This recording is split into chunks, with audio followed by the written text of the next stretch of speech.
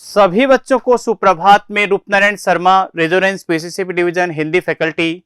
और बच्चों, आज हमने आपके लिए क्लास 8th और उसका दूसरा टॉपिक लिया है। कौन सा? लाख की चूड़ियां। कौन सा टॉपिक है? सेकंड अध्याय है।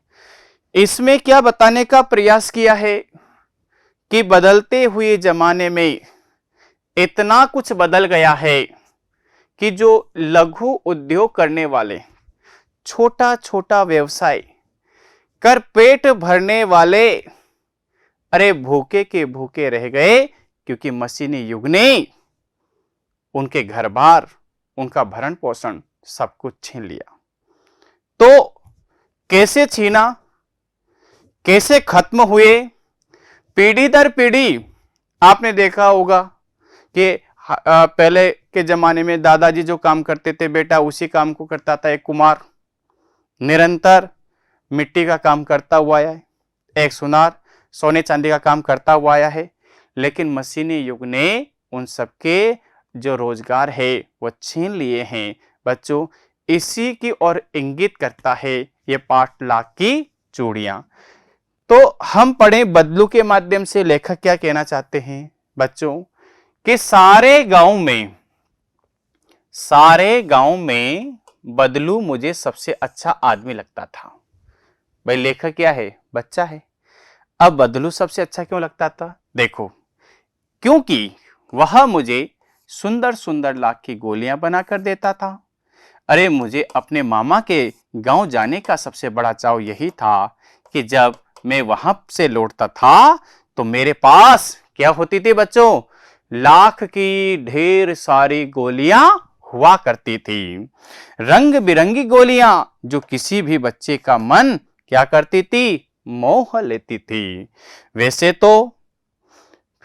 वैसे तो मेरे मामा के गांव का होने के कारण मुझे बदलू को बदलू मामा कहना चाहिए था।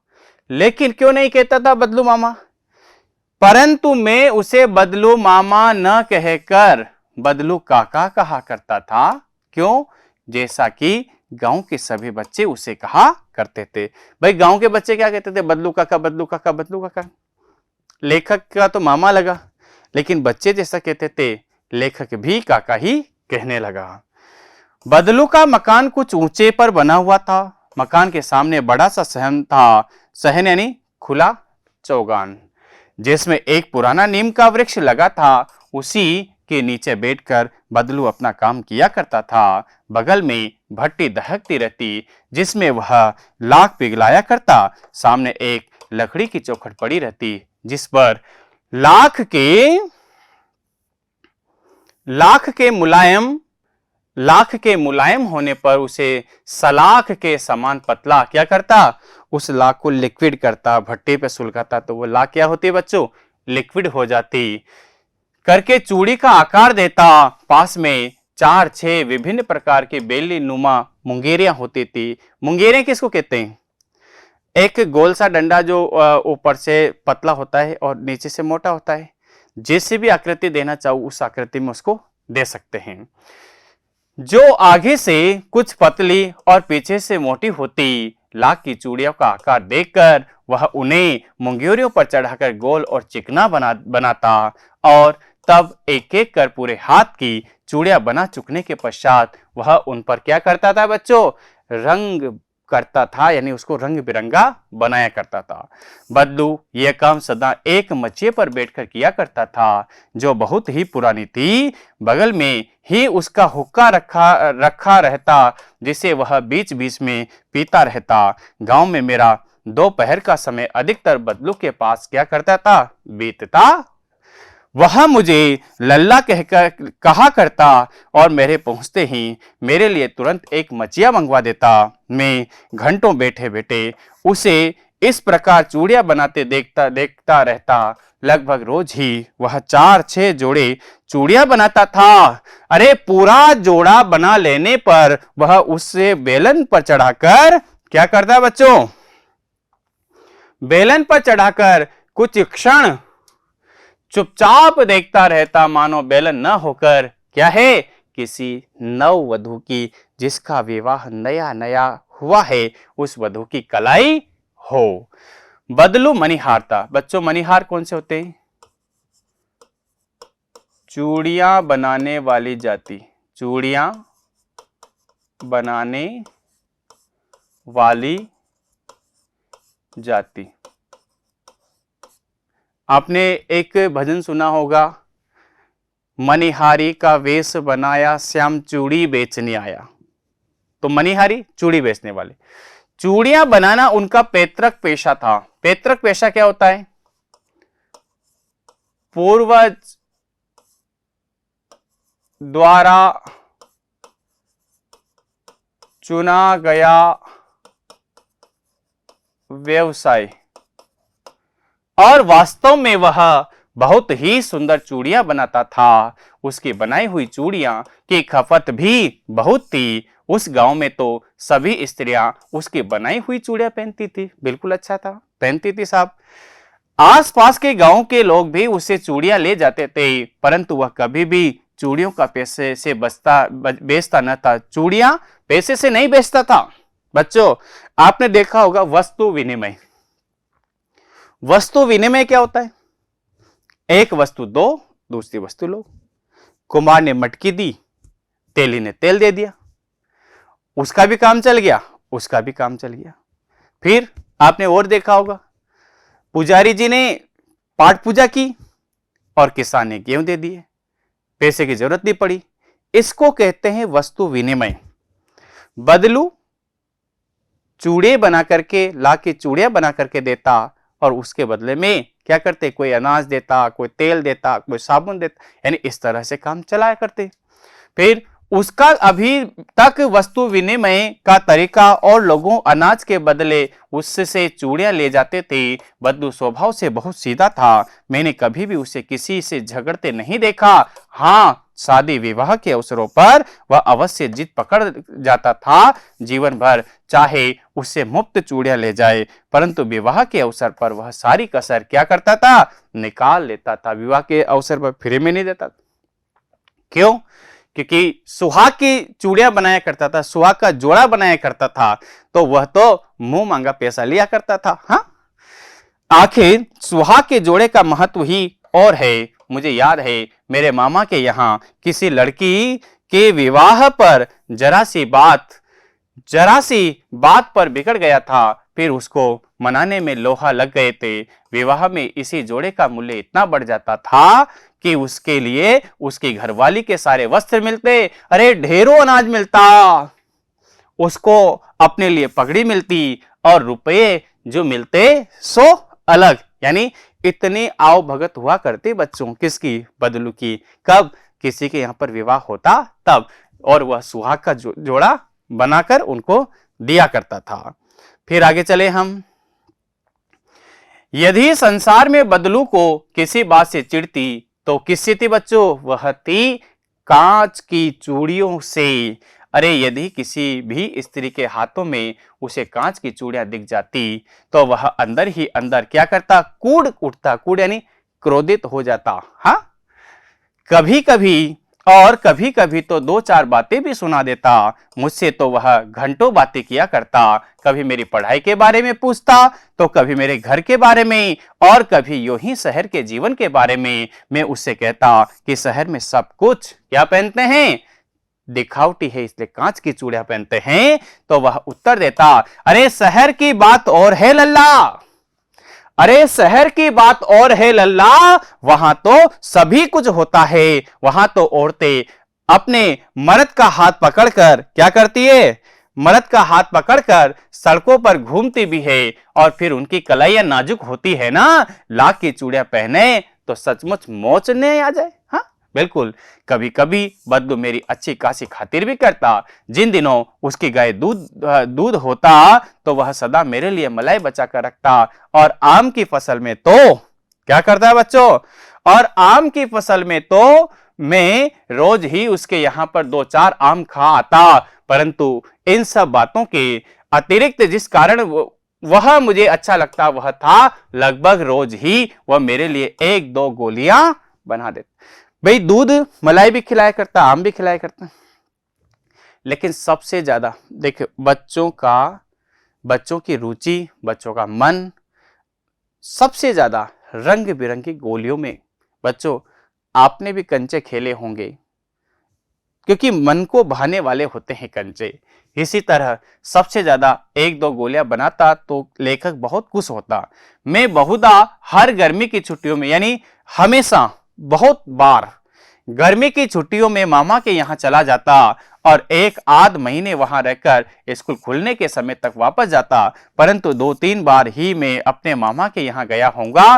कभी मेरे पिताजी को एक दूर के शहर में बदली हो गई, तभी मेरे पिताजी की एक दूर शहर में बदली हो गई और एक लंबी अवधि तक मैं अपने मामा के गांव न जा सका। तब लगभग 8-10 वर्षों के बाद जब मैं वहां गया तो इतना बड़ा हो चुका था कि लाख की गोलियों से मेरी रुचि नहीं रह गई थी। अतः गांव होते हुए भी कई दिनों तक मुझे बदलू का ध्यान न आया। इसी बीच मैंने देखा क्या कि गांव में लगभग सभी स्त्रियां कांच की चूड़ी पहने हैं और विरले के, यानी बहुत कम के हाथों में, विरले के हाथों में मैंने क्या देखा बच्चों? विरले के हाथों में मैंने लाख की चूड़ियां देखी। तब एक दिन सहसा मुझे बदलू का ध्यान आया। बात यह हुई कि बरसात में मेरे मामा की छोटी लड़की आंगन में फिसलकर गिर पड़ी थी। उसके हाथ की कांच की चूड़ी टूटकर उसकी कलाई में घुस गई और उससे खून बहने लगा। मेरे मामा उस समय घर पर न थे, मुझे ही उसकी मरहम पट्टी करनी पड़ी। तभी सहसा मुझे ध्यान हो आया। मैंने सोचा कि उससे मिल आऊं। अतः शाम को मैं घूमते घूमते उसके घर चला गया। बदलू वहीं पर चबूतरे की नीम के नीचे एक खाट पर लेटा हुआ था। जाते क्या कहा लेखक ने? नमस्ते बदलू काका।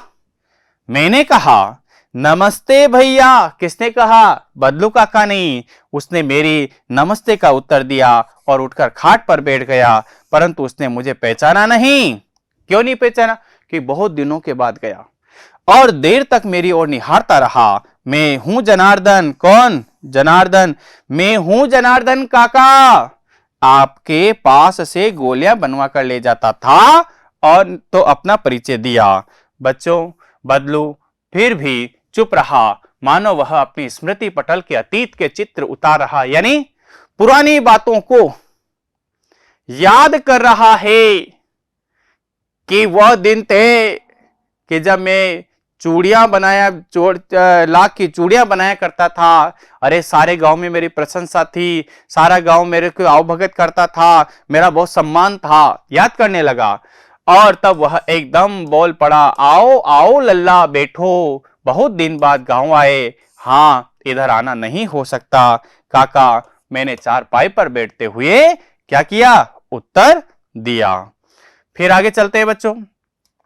कुछ देर फिर शांति रही। मैंने इधर उधर दृष्टि दौड़ाई, न तो मुझे उसकी मच्छियां ही नजर आई और न ही उसकी भट्टी। इसका मतलब उसने काम करना बंद कर दिया। काम करना क्यों बंद कर दिया? क्योंकि लोगों ने लाख की चूड़ियां लेना बंद कर दिया, इसलिए उसने काम करना बंद कर दिया। आजकल काम नहीं करते काका? मैंने पूछा। नहीं लल्ला, काम तो कई साल से बंद है। मेरी बनाई हुई चूड़ियां, कोई पूछे तब तो गांव गांव में कांच का प्रचार हो गया है। वह कुछ देर चुप रहा, फिर बोला, मशीन युग है ना? मशीनी युग है ना, यानी मशीन का युग है लल्ला। आजकल सब मशीन से होता है, खेत भी मशीन से जोते जाते हैं। फिर जो सुंदरता कांच की चूड़ियों में होती है, लाख की चूड़ियों में कहां संभव है बच्चों? लेकिन कांच बड़ा खतरनाक होता है, बड़ी जल्दी टूट जाता है। मैंने भी कहा, नाजुक तो फिर होता ही है लल्ला। कहते कहते उसको क्या हुई? कांसी आ गई। यानी कांसी आने का मतलब वह देर तक कांसता रहा। बच्चों, क्यों कांसता रहा? इसलिए कांसता रहा क्योंकि उसने सारा जीवन लाख की चूड़ियां बनाने में इस तरह से बैठा रहा, तो उसकी जो नसें हैं वह दब चुकी थी, उसको फसली कांसी हो चुकी थी। क्योंकि उसने सारा जीवन अपने गांव की सेवा में, अपने गांव के बाहर के लोगों की सेवा में, गांव के जितने भी नववधुएं हैं उनकी सेवा में समर्पित कर दिया। लेकिन क्या गांव से उसको कुछ मिल पाया? नहीं, शुद्ध बेरोजगार हो चुका था। बच्चों, ये हमारे देश की बहुत बड़ी विडंबना है जो आपके सामने यहां पर उकेरा है। क्या कहना चाहते हैं? मुझे लगा कि उसे दमा है। अवस्था के साथ साथ उसके शरीर ढल चुका था, उसके हाथों पर और माथे की नसें क्या हो गई थी? उभर चुकी थी, यानी वह वृद्धावस्था की ओर प्रवेश कर चुका था। जाने कैसे उसने मेरी शंका को भांप लिया और बोला, अरे दमा नहीं है मुझे, फसली काशी है, यह महीने 2 महीने से आ रही है, 10-15 दिन में ठीक हो जाएगी। मैं चुप रहा। मुझे लगा उसके अंदर कोई बहुत बड़ी व्यथा छिपी है। मैं देर तक सोचता रहा कि इस मशीन युग ने कितने हाथ काट दिए। कुछ देर फिर शांति रही जो मुझे अच्छी नहीं लगी।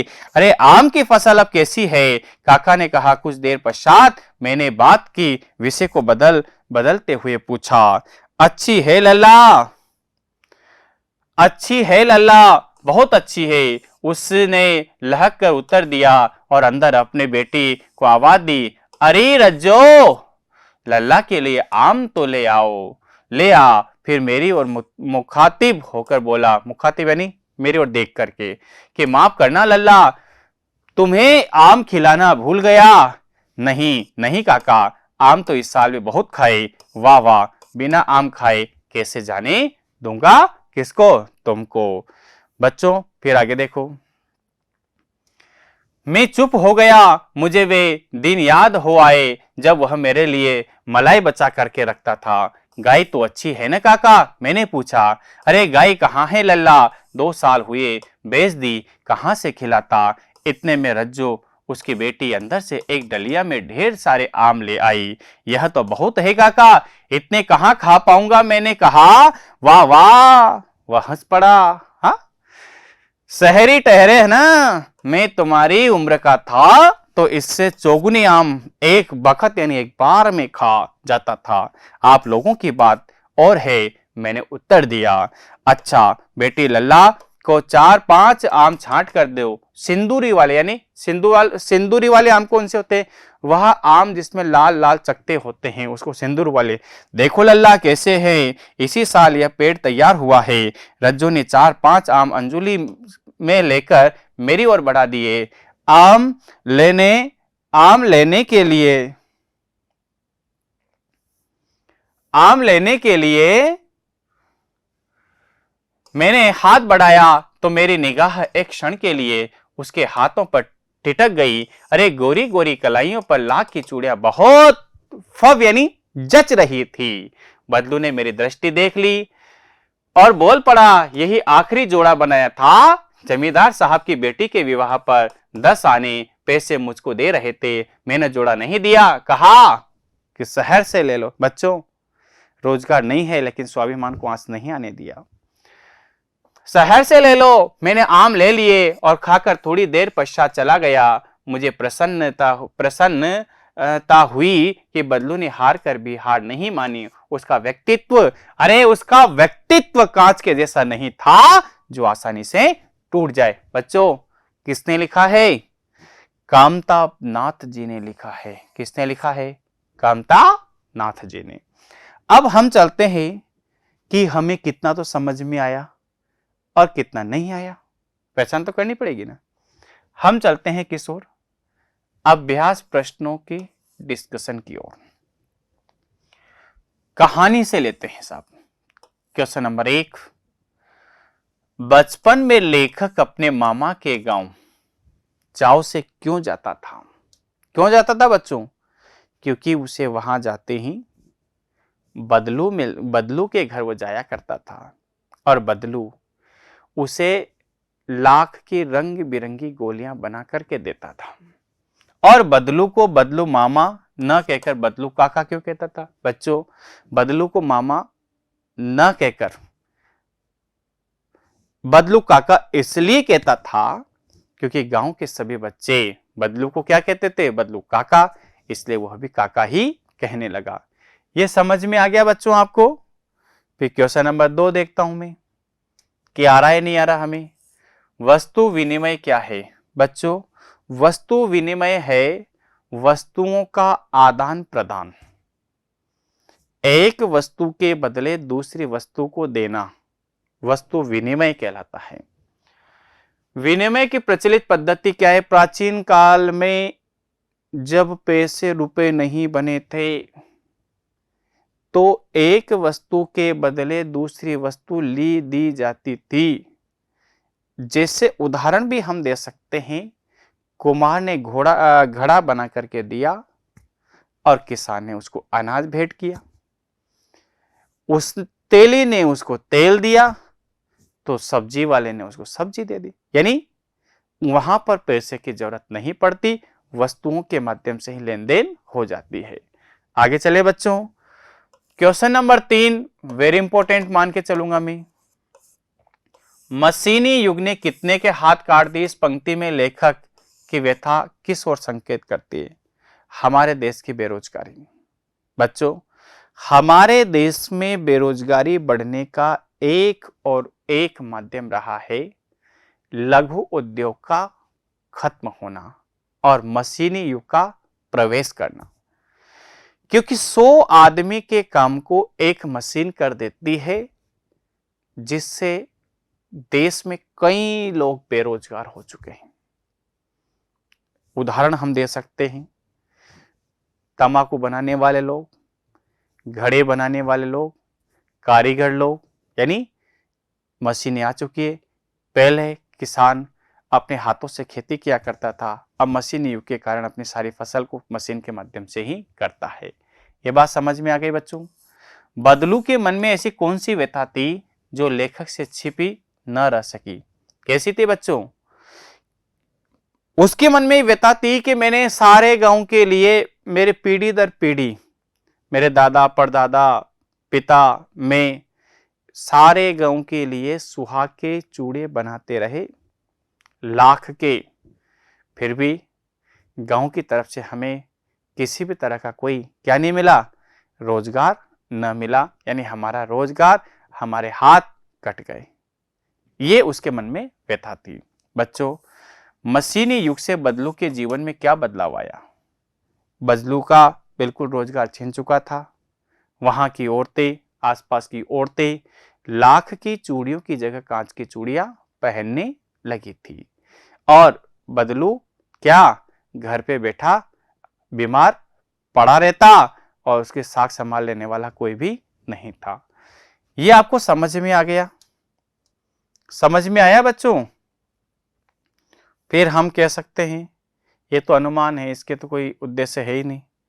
ठीक है ना? ये कठिन शब्दार्थ भी देख लीजिए आप। बिल्कुल, चाव, चाह रुचि, सलाख सलाई धातु की छड़, गोल मुंगेरी किसको कहते हैं? पीटने का काम करती है। पैतृक पूर्वजों का, खपत माल की बिक्री, वस्तु यानी पैसों से न खरीद कर। विनिमय क्या होता है? वस्तु के बदले दूसरी वस्तु देना। कसर यानी घाटा पूरा करना। नाजुक यानी कोमल। पगड़ी सिर पर लपेट कर बांधी जाने वाला लंबा कपड़ा, मरहम पट्टी, जख्म का इलाज। मचिया बैठने के उपयोग में आने वाली सूतली, मुखातिब देखकर। और डलिया बांस की बनी एक छोटा पात्र, फबना यानी सजना।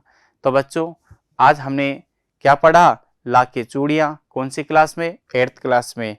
और इसके अभ्यास प्रश्नों को हल किया। तो आज मैं इतना ही और आपके उज्जवल भविष्य की कामना करता हूं और अगली क्लास में नया टॉपिक लेकर के फिर हाजिर होंगे। तब तक के लिए बहुत बहुत धन्यवाद।